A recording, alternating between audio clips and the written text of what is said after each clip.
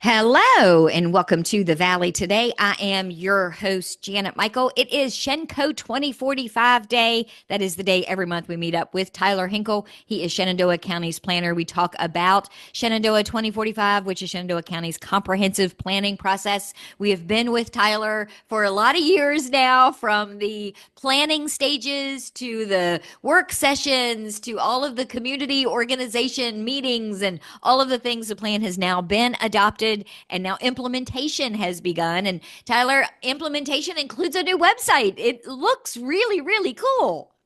Thank you. Yeah, well, we put a lot of time into the new website because this plan was built by the public, and we know it can't be implemented without the community as well. So, in order for everyone to be able to use and understand the plan, it needs to be in digestible forms, interactive forms, and ways that people can use the information to make informed decisions going into the future.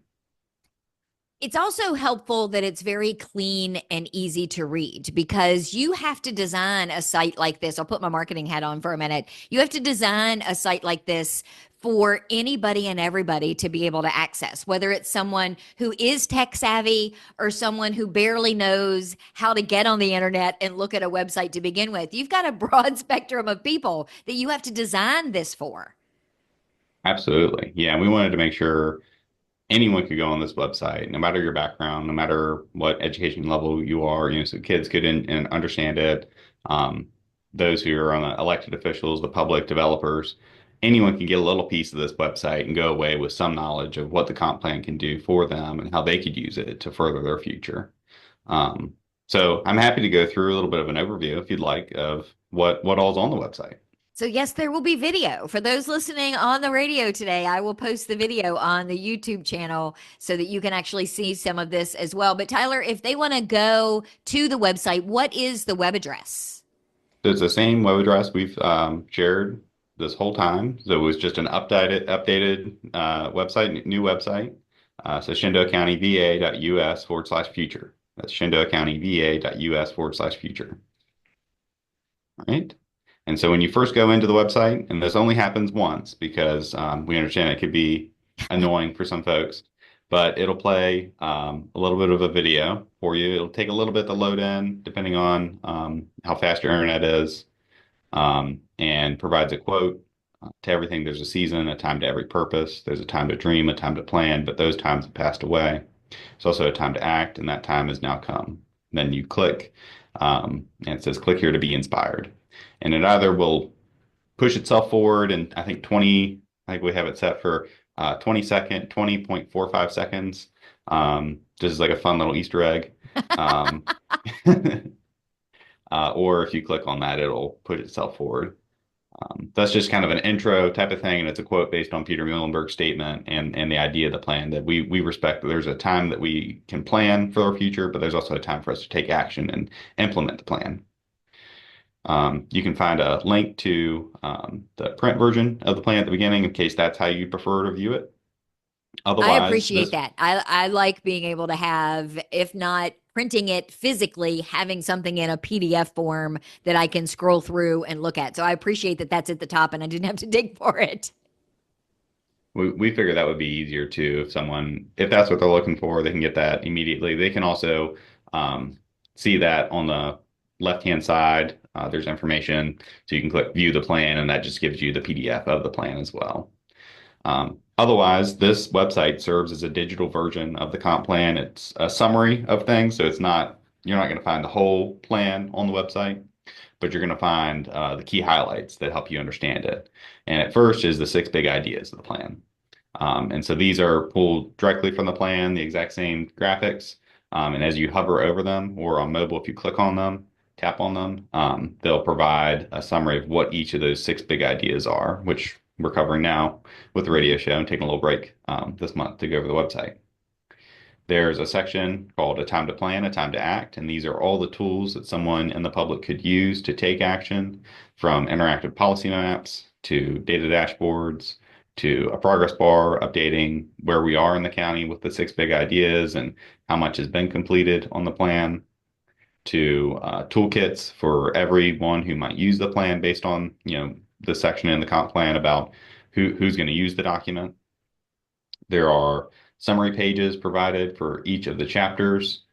There will be some buggy things where it may not fully load things. And so if you refresh the page, usually the website will help push some of that stuff down. It's due to there being so much information all on one page. Sometimes the website can bug out a little bit, but this is just basically the first page of each chapter provided. And it's all 11 chapters. We have a fun GIF graphic here, which is the history of the county. So it's a clock that's ticking, and every 6 seconds it changes over to the next time period and tells you about the history of the county. And we have the previous comprehensive plans as well as our historical community atlas that was available in the past as well. Then we have a secondary page as well called Community Built Plan. And this is just on all the information about the public engagement process. Oh, So you hover over each or tap on each for the phone. And each of these tells you information about what happened in each time period as we did public collaboration and co-production of the document. You can find our radio shows with the Valley yay. Today on the website, as well as some TV broadcasts that were done with WHSV and some newspaper articles. You can find all of the reports that were done in relation to the document, as well as watch the video that was part of our first public engagement series in 2021, as well as detailed information on the public information gathering that we did over the past 5 years. So that's just a general basics of everything that's on the website, which is a lot. I think it's really helpful that you've put all of this other information on here because in an age of misinformation and disinformation, people tend to hear something on Facebook and believe it for the truth. And somebody may say, well, I don't know where they came up with this plan. They didn't ask anybody for input. Well, now somebody can actually go to an actual credible document, to a website, and say, actually, here's the page where they did all of these meetings, and they went to events, and here's what people said. This is the progress we're making. So it really is going to be a great document online for people to be able to use to educate themselves and others if somebody out there gets it wrong. Absolutely. And we hope it's a guide too, is, the plan's a living document. So in 5 years, 10 years, 15 years, it will need to be updated as well. And this is information. So when the public knows when those updates come, they're prepared and saw how the public was involved in the past and how the public could choose to be involved in the future. But absolutely, we want to be transparent and upfront and showing exactly how we got to where we are, because otherwise it doesn't make sense where we wound up. And this was a lot of work. I mean, you don't just pull something like this together. I mean, the comp plan itself was a lot of work to get it approved and get it to its current state. But when it's not as easy as just scanning the printed pages and throwing them up on a website, you were very thoughtful about what you wanted on here, the order that you wanted things to be, because you want to make it conducive for someone to want to go to this site and look at it and learn something. No, absolutely. I mean, it took a while just mapping out what needed to be on the website. So it started with just sketching. Here's what we want to make sure we hit. Here's how we want the visuals to look. Here's how the interactivity we want it to work. And a lot of that, our website was able to accommodate, specifically on this page, these carousels and the video, and these drop down info. But things like this where you hover over and see information or what you saw on the main page. A lot of that wasn't built into our website, so it took a lot of time figuring out how to get custom code that would allow that kind of functionality for the user. We certainly could have went with whatever was built into the website, but I think you lose some of that uniqueness that we were trying to go for with the website. Well, and people have certain expectations now of websites. When I mentioned earlier that you got to make this easy for someone who may not be tech savvy, you also have to make it accessible for someone who is used to mousing over something and something popping up for them to click on. You've got to make it look like you're still within this time frame and that you haven't created a website from your previous comp plan that's 20 years old. No, absolutely. We wanted a website that reflected the forward thinkingness of the plan that was adopted. And yeah, I think our when we showed this to our planning commissioners last week, so we did a reveal on. Sorry, I know this is coming out, so let me get the date right. We did a reveal with our planning commissioners on December 5th. So when we showed it to them, a lot of them reflected how this is going to be so much more helpful when permits come up, when requests come up for land use decisions, and when the code needs to be updated, because now they have a more interactive, dynamic way of looking at the plan, researching what needs to be done, but also sharing that when citizens come in with concerns, that there is a document that can help guide those concerns and how we can address them moving into the future. Yeah, there are so many times that I've been either in a meeting or even just having a random conversation with someone over lunch, and I've wanted to show them something. But if I can't access the document on my phone from my OneDrive and it's not online, you're just kind of stuck. So having access to this online is going to be so beneficial. I don't even think people are going to realize until the first time they need something and are able to go and get it. They're going to be like, oh man, I am really, really glad this is here.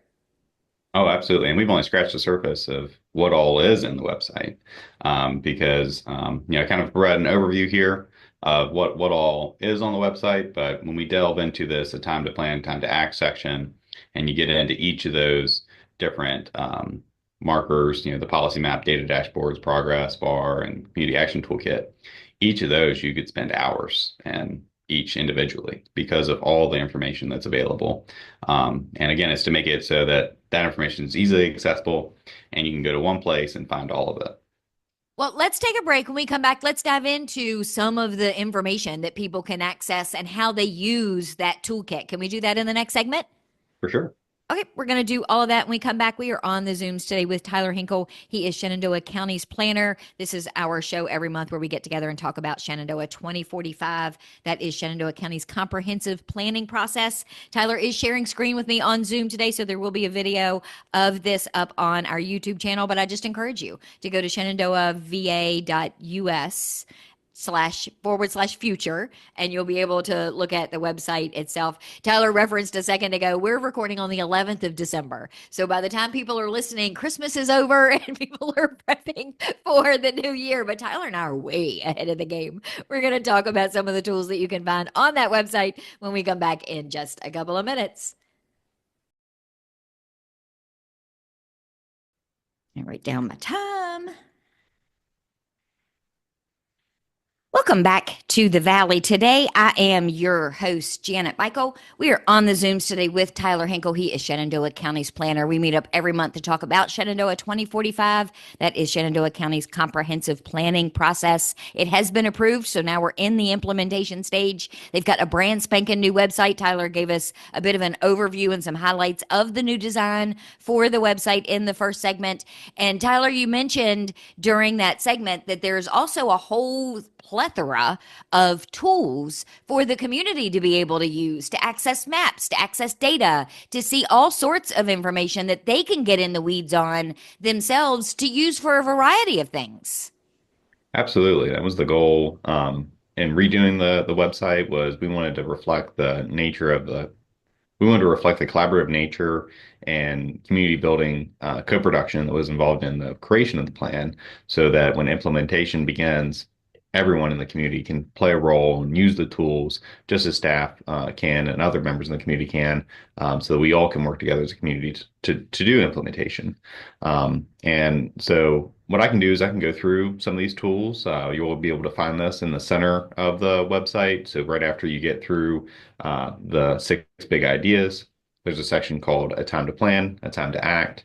And that's where you're going to find our policy map, data dashboard, progress bar, and community action toolkit. And I can go through and explain how each of those could be used on everyday usage. And I'll remind everyone listening. So Tyler is on Zoom with me sharing his screen. So I will save the video portion of this Zoom call and put it up on the station's YouTube channel. So you'll be able to use it somewhat as a tutorial later if you want to go back and listen to the show and watch the things that he's walking me through now. Also available on the website is once you get to the policy map section, and I'll show you this too for the data dashboard, we actually have what's called a policy map manual. That's the third button, the one on the right-hand side. You just open that, and that is a two-page front back explanation of how to get to the policy map, why we have it, the purpose of it, what each of the maps talk about, and then gives you a diagram showing what are all the tools when you go into a map display, as well as what all the sidebar buttons do and all the what layers do and what you might be able to find in that, as well as our contact info. So if you get stuck on something and have a question, you can always call and ask for support. I like that But because sometimes people get overwhelmed or confused. So being able to have that guide for that particular section, I think is really, really helpful. Absolutely. I mean, the whole point of the website is to make it so that if you don't want to call us and ask us what's in the plan, you can mostly find out everything online. But we always want to have that human aspect. So there's a human on the other end that you can still call and ask and express your opinions. Um, for the map section itself, there's a policy map at the beginning, which has all the maps I'm about to tell you about, including our future land use map, zoning map, and other large visionary maps that are in the comprehensive plan. What we did was we wanted to make sure that it is more digestible. And for those who aren't super familiar with using maps, the more data you have, the slower your map might move. So if you're just looking to understand our historical resources, you may just want to look at the data on that map and not know everything about emergency services as well. So we've broken down all the maps into chapter by chapter, so you're able to go through and explore all those and click through and examine different aspects and resources and turn on layers and turn off layers.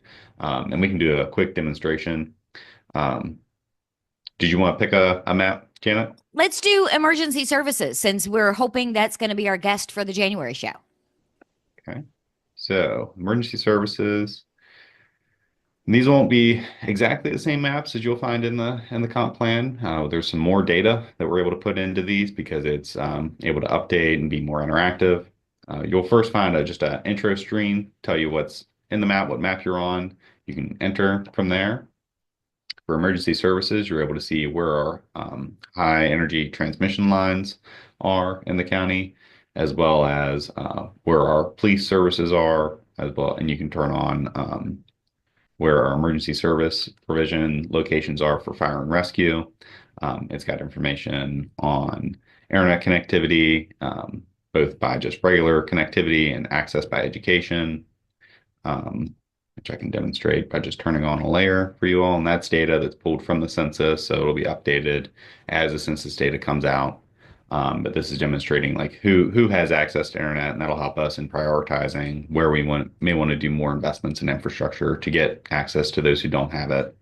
Um, there's information on telecommunication towers as well as just general layers that you'll find on every map. So national forest parks, where our roads are, and just the boundaries of the towns and our villages and hamlets. So that's the gist of the map. And like I said, they're available for each chapter. You can also view it all in composite. You can view this on mobile or on web. You should be able to search by address as well if you wanted to. Measure things, draw on the map. So a lot of the functionality you get on the regular Shenandoah County GIS website, just on a comp plan side of it.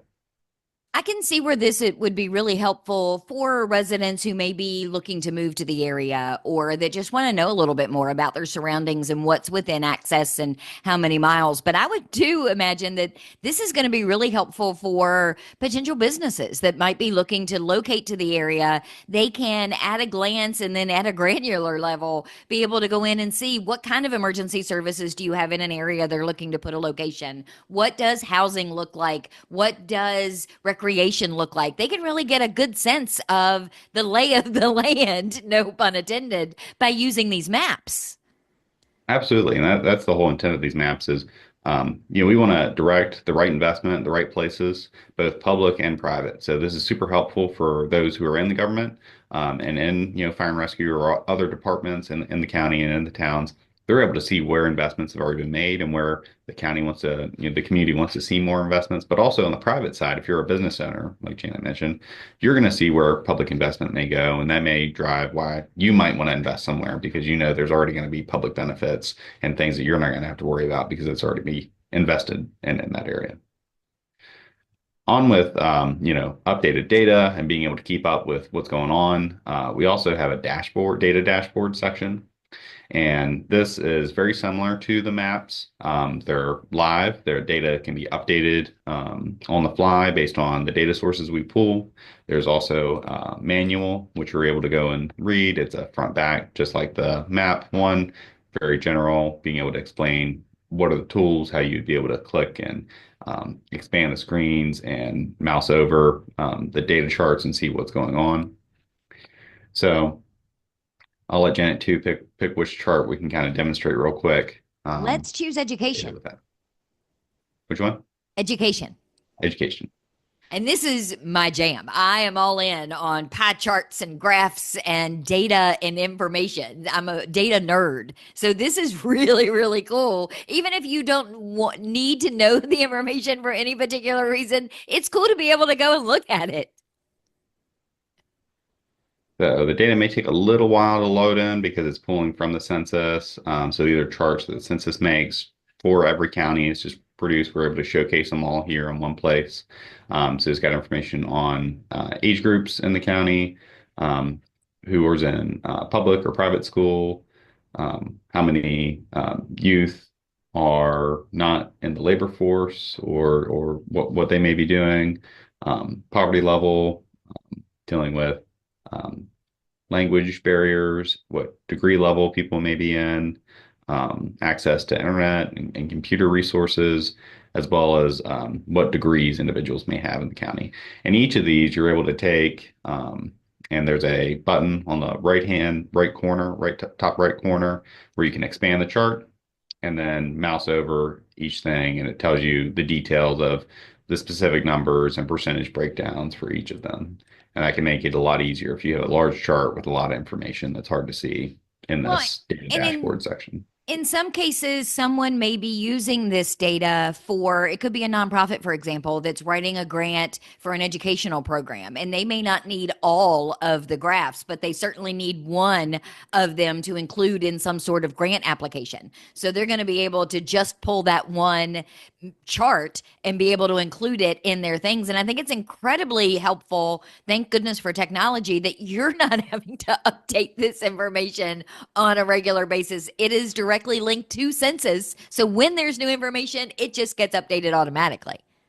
Absolutely. And that's also why we tried to, veer away from our old comprehensive plan style and how most traditional comprehensive plans have a lot of data, a lot of charts that are static. That data goes bad the next year, that new data comes out. So this is intended to defeat that and make it so that you always have relevant and new data coming out. And it's not requiring a lot of staff time and having to update the comprehensive plan every couple of years because of new data. Instead, we have an interactive chart that anyone can view and print out and use. Also, on keeping everyone up to date on data and everything, we have a progress section. This is intended to show where we are with implementing the plan. We intend to update this annually, so the data will not always be up to date on here compared to the data dashboard. This is meant to be our progress report on how the plan's going.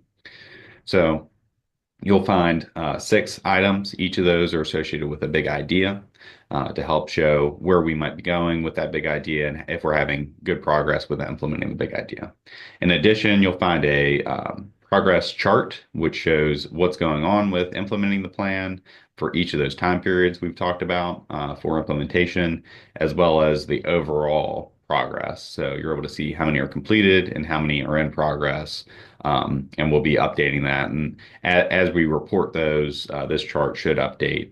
But again, I think this slide expected to be at least, trustworthy on an annual basis so you can see how things are going because this is actual data we're putting in compared to on the dashboards and the maps where it's pulling from sources that, their whole job is updating data.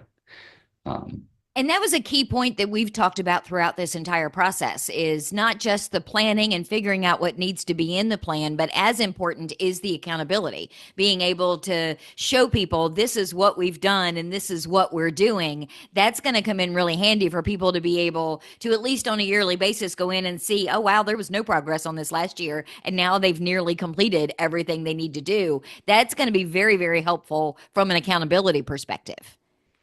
Absolutely. And it shows that, we're getting to work and lets you know, even if things aren't completed, things are being worked on. So, and then you could always follow up and find out, what exactly, is being worked on, what's being progressed, how can you help? And that gets to our next question, our next part, which is the community action toolkit. How can you help? So, in the comprehensive plan, we talk about there being, different groups who are going to use the plan. We broke those down into 6 groups. So elected officials, departments and agencies, developers and investors, community organizations, conservation organizations, and the public. And each of these in the community action toolkit section are drop downs in themselves, which has information on what that general group is. So like for the public, residents of Shenandoah County are essential to the success of Shenandoah 2045. Staying informed and involved, assisting in strategy implementation, and providing feedback ensures the plan remains relevant and meets the community's evolving needs. So there's both a print version of this handbook that we've created, as well as an online version to make sure that we're accessible for everyone. So those who don't have internet access could still, be able to use the document. So I can show you real quick what this print version looks like. It's just a simple half fold document with information on why the plan is important for you, um, the general vision statement, the 10 greatest challenges for in the future, who's going to use the plan, how that group, so for this, how the public, their role is in the comprehensive plan, as well as specific items. And you find that same information just in a more interactive, um, data oriented with a bunch of photos and interactive aspects on our website version of this. And again, it still has the same information of why it's important for you. It just has some fun photos to go with it, so it's a little bit more active. Explains what the plan is, who's going to use the plan, key responsibilities of the public, and then it gets into what I mentioned earlier. What are those specific things the public could do? So the first one in our handbook is to be prepared for land use requests. So as the community changes, there will be requests from your neighbors to do things with their property, be it to open a business or to maybe look at some way to protect it or some ways to renovate the property to be the best use for what they want to do.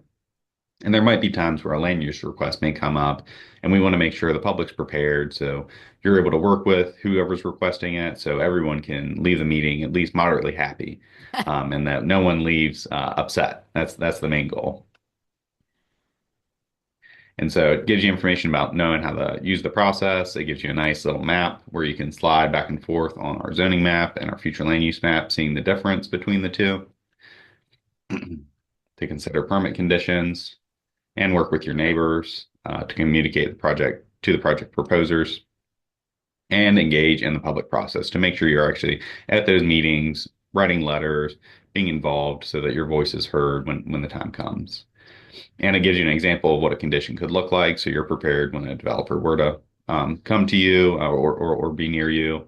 And it gives you the checklist that we recommend for our board and for the developers to be reviewing when they go up. So you're also prepared to see what their check sheet would be, so you can also be prepared as they make their proposal.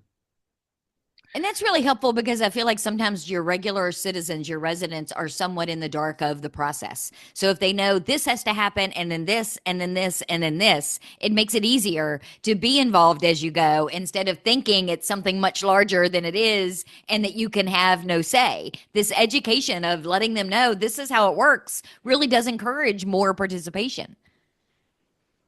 Absolutely. It's to inform and let everyone know that there is a process for you to be involved as change happens in the community. And we want you to be involved and to give you some guidance so you're prepared, so you're not caught off guard, and that your concerns are properly addressed so that, if it is a major concern, we can hold whoever is proposing it accountable.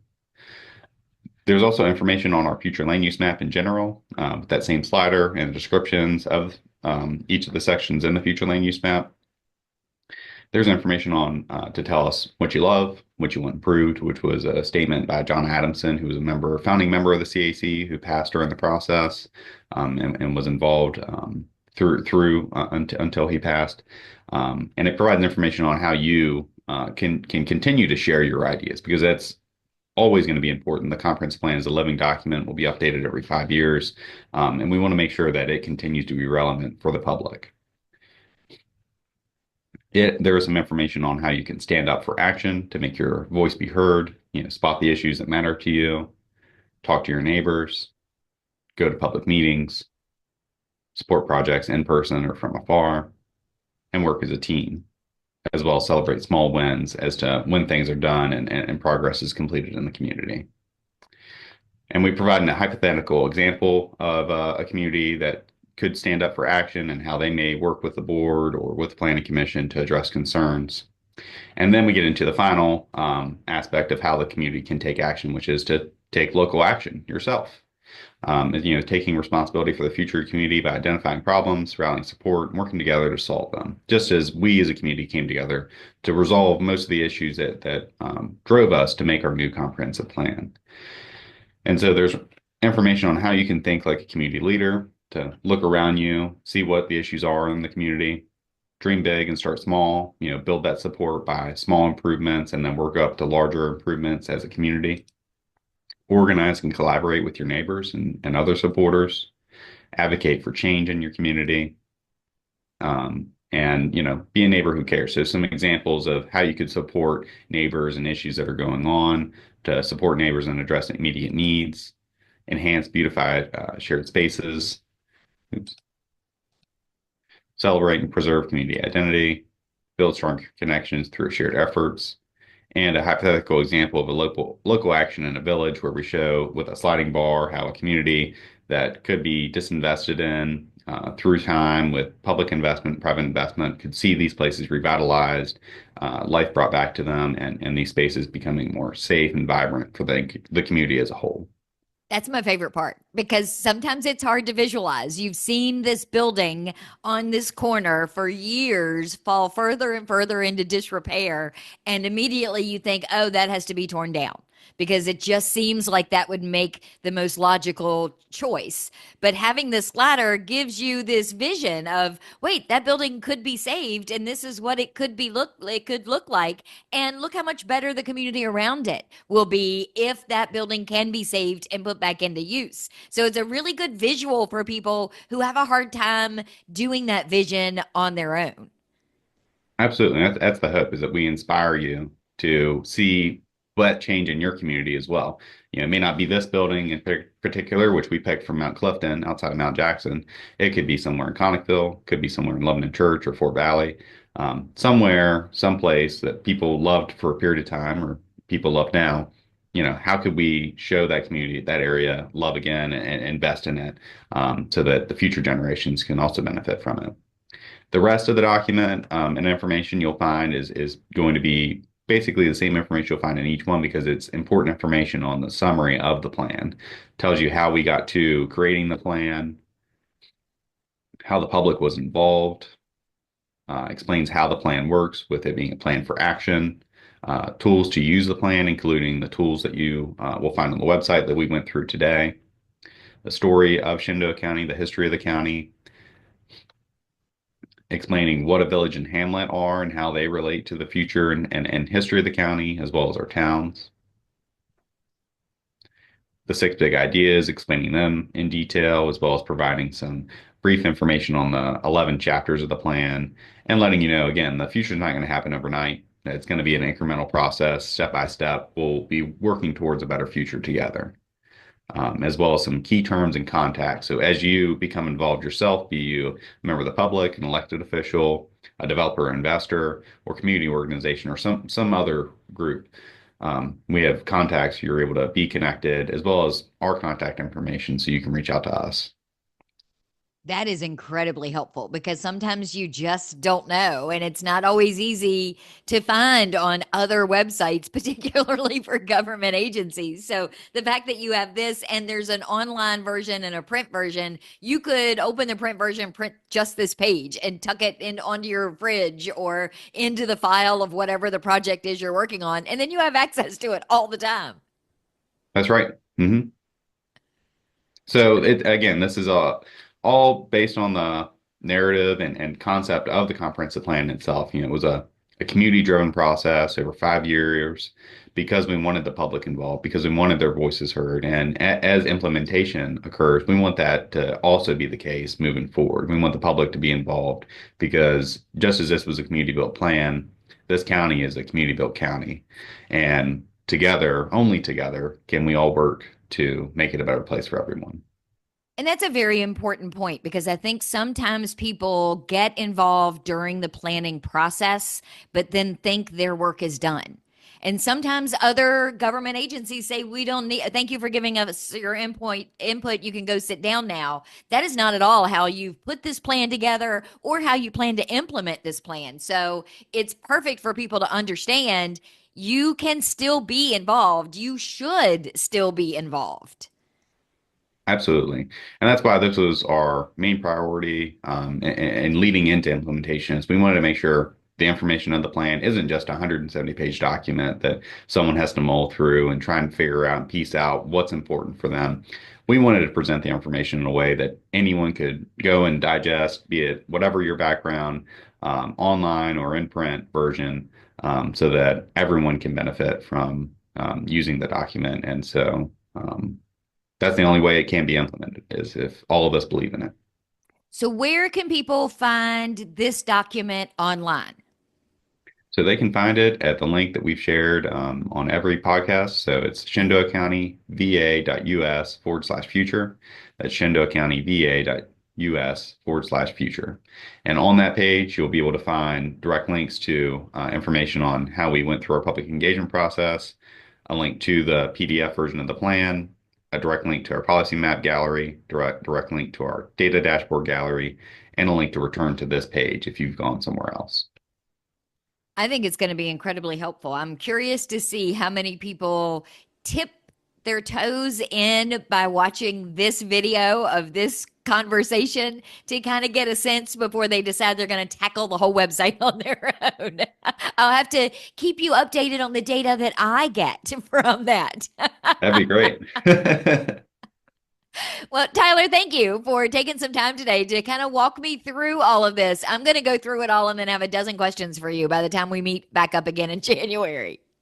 That sounds great. Thank you. I will be back. I will be back tomorrow with a brand new episode of The Valley Today, a few minutes after noon. So meet me here then.